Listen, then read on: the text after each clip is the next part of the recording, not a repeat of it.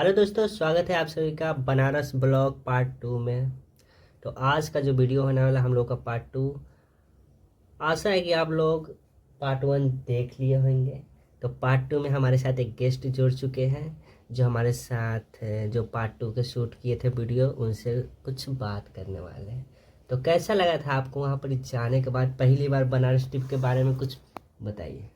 पहली बार तो नहीं, हम ये दूसरी बार गए हैं। एक बार 2019 में गए हैं, बाबा का दर्शन भी किए थे उस बार। लेकिन उस बार गंगा आरती नहीं देखे थे, जो इस बार देखे थे तो भव्य नज़ारा लगा था और बहुत ही अच्छा लगा नाव पर घूम के। पहली बार जब आप गए थे तो किसके साथ गए थे, और इस बार जब गए अपने फैमिली के साथ, तो दोनों में अंतर कैसा रहा, इसके बारे में आप क्या कहना चाहेंगे। दोनों में बहुत सारा अंतर है। पहली बार तो बाबा खुद बुलाए थे क्योंकि मेरा एग्ज़ाम का वहीं पे सेंटर था। NTPC CBT 2 का था मेरा। तो फर्स्ट क्लियर था तो सेकेंड देने गए थे। तो सोचे कि बाबा का दर्शन कर ही लेते हैं। तो अकेले घूमने में आदमी जल्दी जल्दी में रहता है और एग्ज़ाम के बाद उतना मन नहीं लग करता है। लेकिन फिर भी एक दोस्त था मेरा, गांव का ही मिल गया था, तो बोला कि यहाँ से पास में ही है कि चलो घूम लेते हैं, बाबा से कुछ आशीर्वाद ले लेते हैं। तो हम बोले कि ठीक है। तो उस टाइम वहीं गंगा स्नान करके और बाबा का दर्शन किए थे। लेकिन उस टाइम बहुत जल्दी दर्शन हो गए थे, उतना भीड़ भाड़ नहीं था। लेकिन इस बार लग रहा था कि असली बाबा के दर्शन में गए थे जैसे। भीड़ था बहुत और 4 घंटा के बाद वहाँ पहुँचे थे। और फैमिली के साथ जाने का और ही अच्छा रहता है, टाइम स्पेंड अच्छा, खुशी मिलती है। माँ के साथ पहला बार कोई यात्रा पे गए थे तो एक अलग ही खुशी थी। आप जब पहली बार बनारस गए थे यहाँ पर ही घूमने, मतलब फैमिली के साथ, तो जाने से पहले आपके मन में कुछ ऐसा क्वेश्चन था कि जाऊँ कि ना जाऊँ, जैसे मेरे मन में जवाब जवाब था। हमसे पूछा गया था शुरू में, जैसे टिकट कटने वाला था ना, उससे पहले ही पूछा गया था कि जाने का प्लान बन रहा है कि क्या आप चलिएगा। तो हम बोल दिए थे उसी टाइम कि ठीक है चल लेंगे, क्योंकि एग्ज़ाम ही सा था उस टाइम, तो था नहीं मेरा कुछ। तो हम सोचे कि ये टाइम अच्छा ही रहेगा कि चलो, थोड़ा घूमना भी ज़रूरी है क्योंकि माइंड फ्रेश के लिए बहुत अच्छा रहता है। और कुछ नए नए चीज़ें और बहुत सारा चीज़ बाज़ार में मार्केट में देखने से लोग सीखता भी है, इसलिए घूमना ज़रूरी है। वहाँ का कुछ कल्चर और बहुत कुछ रंग बिरंगे नाव ये सब देखने को मिला। वहाँ का सबसे अच्छा आपका कौन सीन लगा, अच्छा जो आपको अभी तक याद है, जो आपको हमेशा माइंड में घूमते रहता है, लाइब्रेरी में जब पढ़ रहे हैं फिर भी घूम रहा है कि अरे वहाँ के सीन, ये सीन देखे तो बहुत अच्छा लगा था। सबसे अच्छा सीन तो पहला बार उतना बड़ा नाव पर चढ़ना, वो एक अलग ही एक्सपीरियंस था, 2 तल्ला नाव। हाँ। और दूसरा जो वहाँ का आरती जो हुआ था, हम्म। जो बाबा लोग कर रहे थे, 5 बाबा एक साथ एकदम एक ही लय में थे, हम्म। वो मेरे माइंड में हमेशा से छपा हुआ है एक तरह से। हम्म। और वो नहीं हटता है। और वहाँ का लस्सी जो सबसे फेमस है बनारस का, और वहाँ का पान। अच्छा, वहाँ पर एक समय में कितना आरती हो रहा था। एक समय में 5 आरती इधर हो रहा था हाँ। और 5 उधर हो रहा था। मतलब 2 घाट पर था ना, 5 5 बाबा। अच्छा, वहाँ पर दस। दो गो घाट था, वो हाँ। दूसरा घाट, हाँ, ये राइट साइड। दूसरा घाट। हाँ। तो दोनों में से 80 घाट कौन है। 80 घाट वहाँ कोई नहीं था। 80 घाट तो उधर जो घूमने गया था, तो लास्ट जहाँ से घुमा के लाया था ना रिटर्न, हाँ। तो वो वाला था 80 घाट जहाँ लिखा हुआ था। वहाँ पर ही कितने घाट थे, सबसे पसंदीदा घाट आपको वहाँ पर ही कौन सा घाट लगा। सबसे पसंदीदा घाट जो सबसे ज़्यादा फेमस है, मणिकर्णिका घाट, जहाँ लोगों को मोक्ष मिलती है। मेरा तो सबसे फेवरेट वही, क्योंकि जीवन का लक्ष्य है मोक्ष, मतलब मुक्ति, किसी भी चीज़ से, टेंशन से, दुख से मुक्ति सबसे ज़्यादा जरूरी है। आज के ज़माने में नए युवा 5G के ज़माने में ज़्यादा ही विचलित है और अच्छे से न पढ़ पा रहे हैं, न अच्छे से मोबाइल चला पा रहे हैं। पूरा भटका हुआ मन है उनका। तो इस 5G के ज़माने में आपने एक अच्छा पहल शुरू किया है कि आपने अपना ब्लॉगिंग शुरू कर दिया है। तो इस नए उभरते इंडिया को आप क्या संदेश देना चाहते हैं कि अपने टाइम का सही इस्तेमाल आप कैसे कर सकते हैं? क्योंकि आदमी खाली टाइम का इसे ही कोई ख़राब घटिया मूवी देखने में ख़राब करता है, कोई कुछ में, कोई बउआने में, कोई दोस्त के साथ मटर गश्ती करने में। तो आपके लिए क्या राय है जो सबसे महत्वपूर्ण होगा? हमारे पास न कोई अभी कोई दोस्त है न कोई दुश्मन है, फिलहाल दो गो दुश्मन है। तो यही कहना चाहेंगे कि अगर आपके पास मोबाइल है, अपन अच्छा कैमरा है, थोड़ा मोड़ा मतलब ठीक से वीडियो में बुझा जाए कौन आदमी है, तो वीडियो शूट कर सकते हैं। बेल्डुक फिल्म देखने से अच्छा है जो हिंदी का फिल्म अभी के बना रहा है जितना भी, साउथ का डुप्लीकेट चाहे हो गया। भोजपुरी भी कोई कोई ऐसा सीन है जो आप साउथ का ही रिलेट करके अपना बना रहे हैं।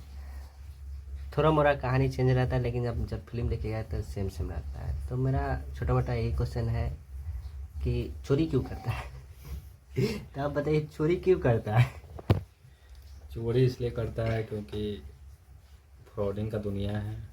लोग सोचता है कि किसी का ये चुरा कर हम सफल हो जाएं, और उसी चीज़ को सोचता है कि हम थोड़ा नया ढंग से कर देंगे। लेकिन जो इमोशन पहली बार में रहता है वो हर बार सेम नहीं रहता है, और लोग इतना बुड़बक नहीं है कि नहीं समझते हैं। वो कहानी देखकर ही समझ जाते हैं कि यहाँ चोरी चल रहा है और यहाँ कुछ ज़्यादा ही डिश डेट मिलाकर चीज़ें परोसी जा रही है, जो कि ज़रा सा झूठ है। तो इसी को हम सोचते हुए अपना जो ब्लॉगिंग कर रहे हैं, मतलब इसी तो बहुत सारा लोग ब्लॉगिंग कर रहा है यूट्यूब पर, जहाँ तक इंस्टाग्राम पर भी मिनी ब्लॉग बना रहा है।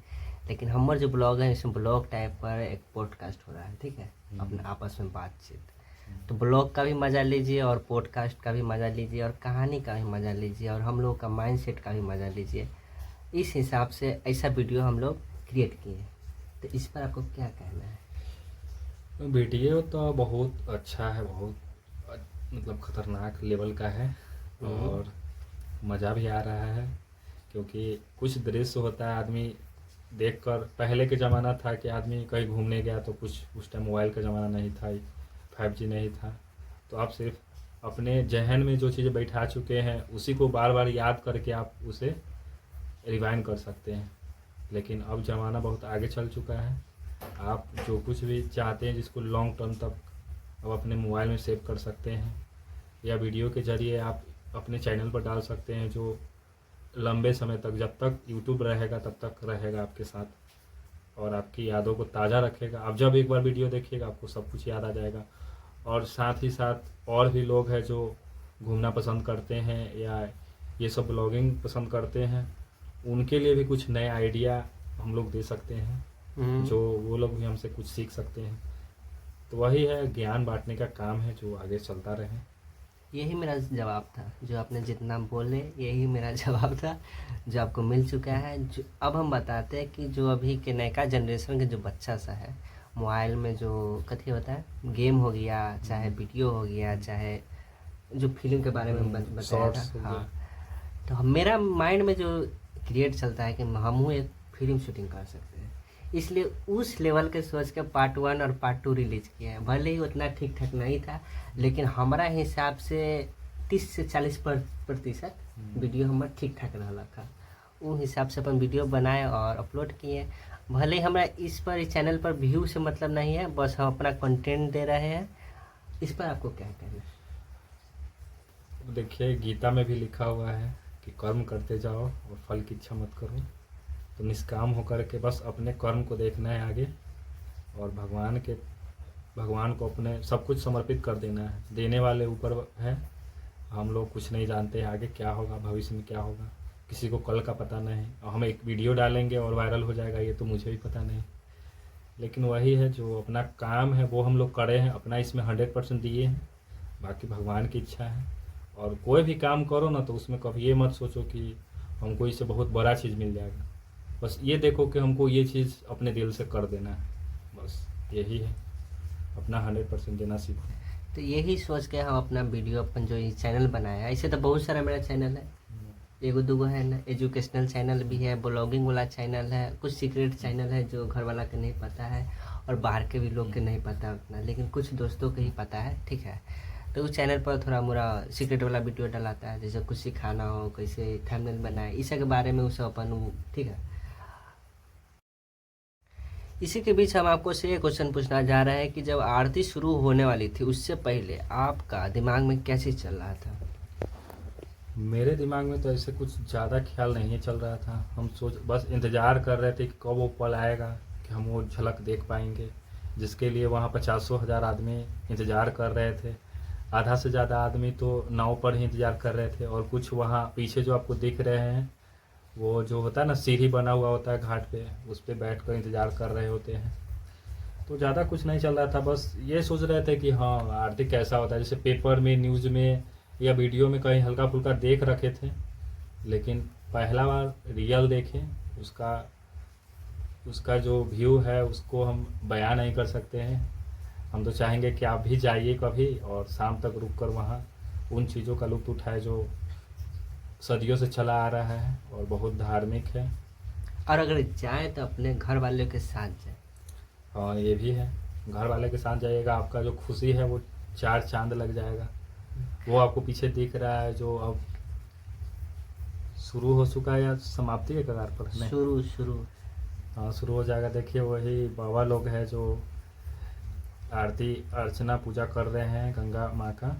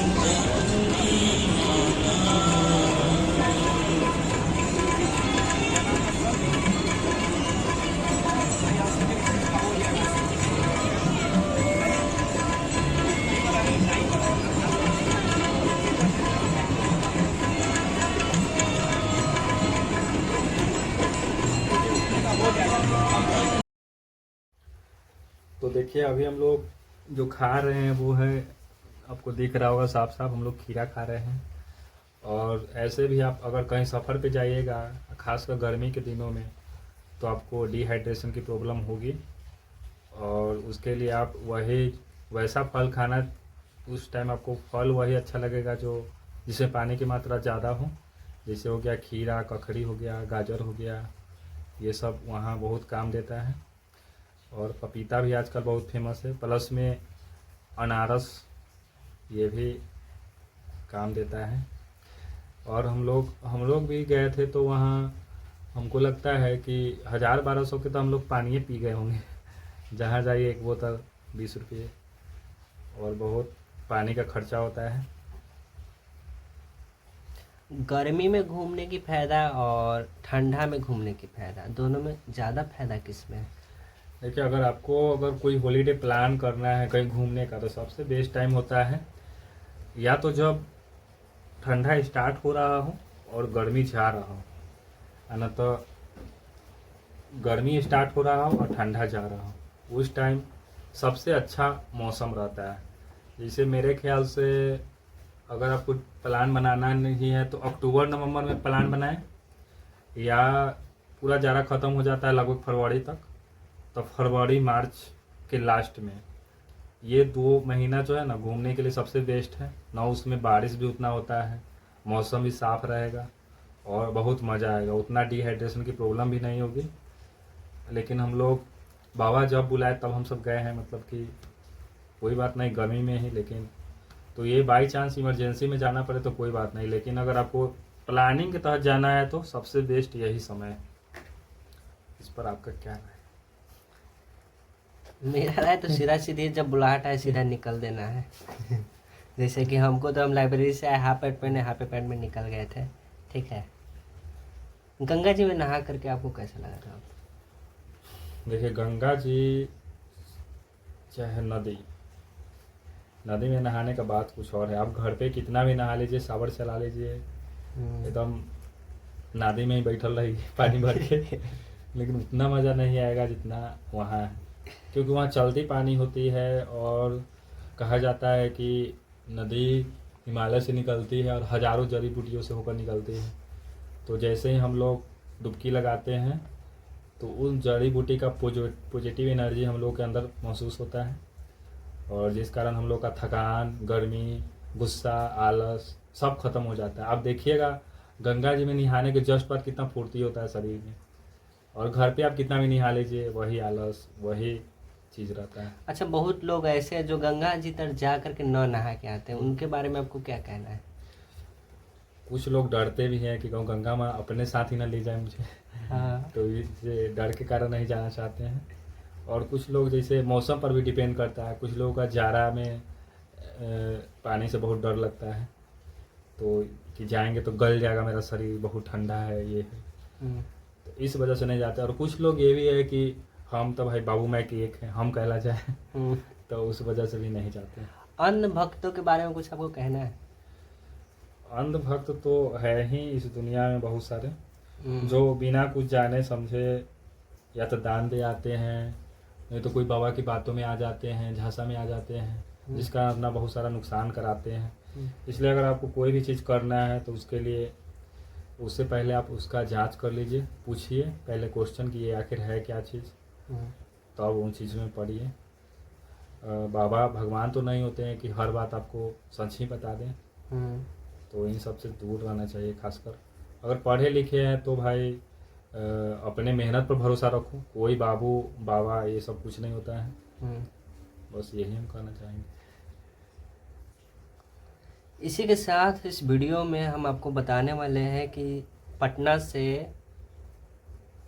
बनारस की पूरी ट्रिप, मतलब कहाँ पर रहना, खाना पीना, कैसे जाना, इसके बारे में शॉर्ट्स डिटेल। हाँ, क्योंकि वीडियो अब मेरा ख़त्म होने वाला है। तो बात वही है, हम लोग मान लीजिए एक फैमिली के साथ जाइएगा, 5-7 आदमी कम से कम निकलिएगा घर से, तो आप सबसे पहले ये प्लान कर लीजिए कि आपका ट्रेन कितने बजे है, टाइमिंग ये सब परफेक्ट अपने मैच कर लीजिए। और अगर कोई बड़े शहर से आपका ट्रेन है तो ये मान के चलिए कि भारत जनसंख्या में सबसे 1 नंबर पे है, तो जाम तो रहेगा, कहीं ना कहीं आपको जाम मिल सकता है, ट्रैफिक। तो इसलिए सबसे बेहतर होगा कि आप समय से 2-3 घंटा पहले निकलिए, कि ताकि आप स्टेशन पर 1-2 घंटा पहले पहुंच के रहिए, ट्रेन पकड़ने का दिक्कत ना आए। पहला दिक्कत तो ये है। उसके बाद आप अपने साथ ज़रूरी सामान आप अपने ले सकते हैं, जैसे कि कुछ खाने पीने का रास्ते में, जैसे कि ट्रेन का सफ़र 300-400 किलोमीटर होता है, तो वो हो गया, क्योंकि बाहरी सामान स्वास्थ्य के लिए हानिकारक होता है। अगर आप अपने साथ ले जाइएगा तो ज़्यादा बेटर है। और आप प्लेटफॉर्म पर सही तरीके से ट्रेन का इंतज़ार करें, और हम कहेंगे कि फ़ोन से ज़्यादा अपने कानों पर विश्वास करें, जो वहाँ बोलता है ना यात्रीगण ध्यान दीजिए, तो वहाँ पे ध्यान रहना चाहिए। और जिस स्टेशन पे आपका, जिस प्लेटफॉर्म पर आपका ट्रेन है, वहाँ से आसानी से पकड़िए, सही तरीके से अपने फैमिली के साथ सफ़र का एंजॉय करिए और सफ़र पूरा कीजिए। उसके बाद अगले स्टेशन आपका कोई भी डेस्टिनेशन हो सकता है, या तो आपका काशी उतरिएगा, न तो दीनदयाल उपाध्याय, क्योंकि आसपास में वही 2 स्टेशन पड़ता है। उसके बाद अगर आप रात में वहाँ उतर रहे हैं, भोर में उतर रहे हैं, तो भी वहाँ हमेशा वहाँ से टेम्पू मिलते रहता है, ऑटो वहाँ से पकड़िए, आपको आपके एकदम घाट के एकदम पास छोड़ देगा वहाँ से। अगर आप काशी उतरते हैं तो 10 से 15 मिनट का रास्ता है। अगर आप यहाँ दीनदयाल उपाध्याय उतरते हैं तो यहाँ से करीब आधा घंटा लगभग लगेगा आपको वहाँ घाट तक पहुँचने में। कुछ दूर आपको पैदल ही यात्रा करना पड़ेगा।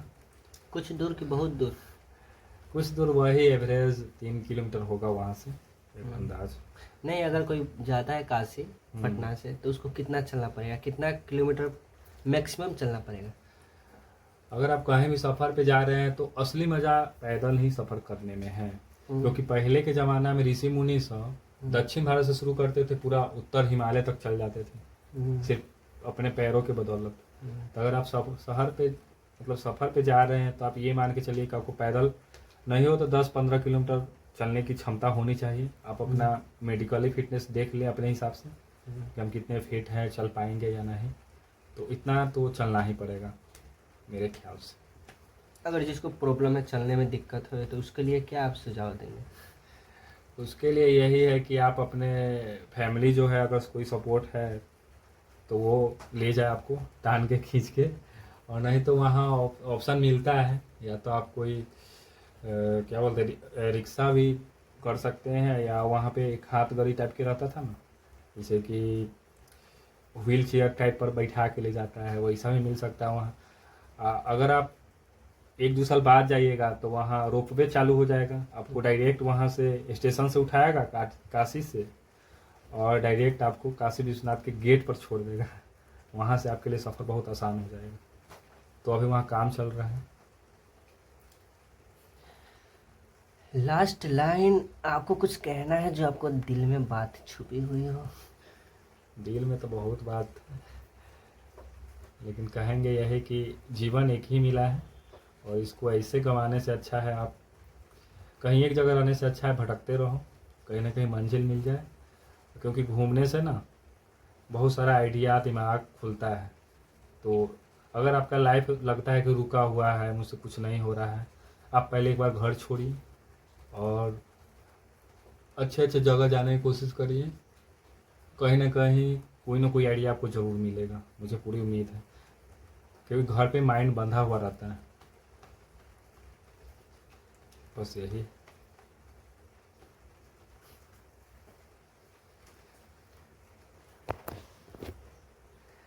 तो दोस्तों, वीडियो अगर आप लोगों को अच्छा लगा हो तो वीडियो को शेयर कर दें, ज़रूरी नहीं कि सब्सक्राइब करें, ठीक है। तो यही था हम लोग का छोटा मोटा ट्रिप। अब हम लोग का ट्रिप ख़त्म हो चुका है, और इस ट्रिप में जितना सारा भी हम लोग का फ़ोटो जो लिए हैं इस ट्रिप में, वो सभी हमने इस वीडियो के अंत में सेट कर दिए हैं। आपको एक एक करके फ़ोटो आपके स्क्रीन पर आएगी, आप लोग इस फ़ोटो को देख करके एंजॉय कर सकते हैं, या फील कर सकते हैं कि आप इस समय उस जगह पर जा चुके हैं, ठीक है। ताकि नेक्स्ट टाइम अगर आप जाए तो फ़ोटो आपको याद दिला सके कि इस फ़ोटो को मैंने देखा है। और यही मेरा स्टार्टर ऑफ फोटो। ये हम लोग का होटल का, ये भी होटल का ही फ़ोटो है। ये सीन देखकर आपको पुष्पा फिल्म ज़रूर याद आ गई होगी। ये सीन कहाँ ना कहाँ का है।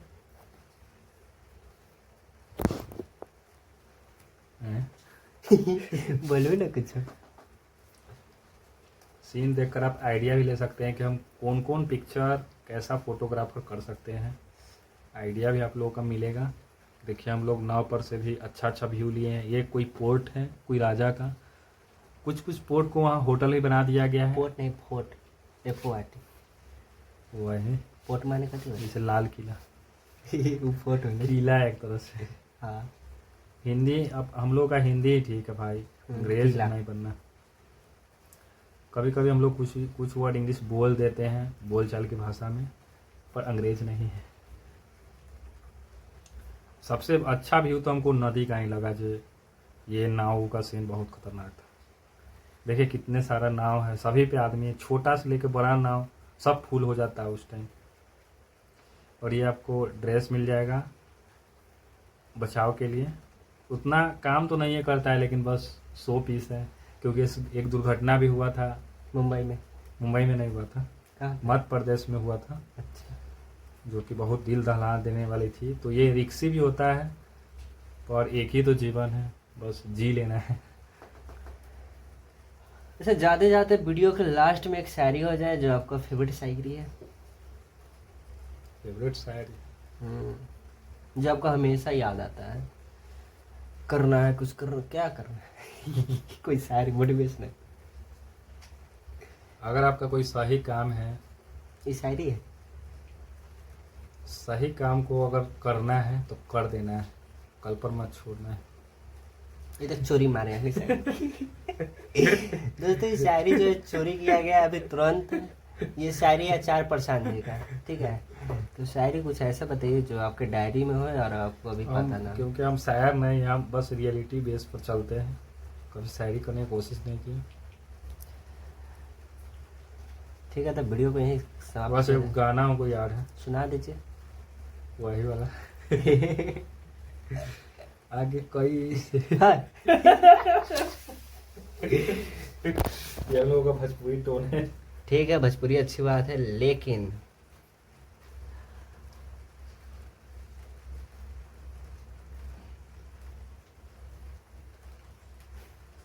ठीक है दोस्तों, तो यहीं पर हम अपना वीडियो समाप्त करते हैं। मिलते हैं नेक्स्ट वीडियो में। नेक्स्ट ट्रिप देखिए अब कहाँ पर ही हम लोग को भगवान जी बुला रहे हैं, तो उस ट्रिप का मज़ा लेंगे। तब तक के लिए बाय, जय हिंद, जय भारत।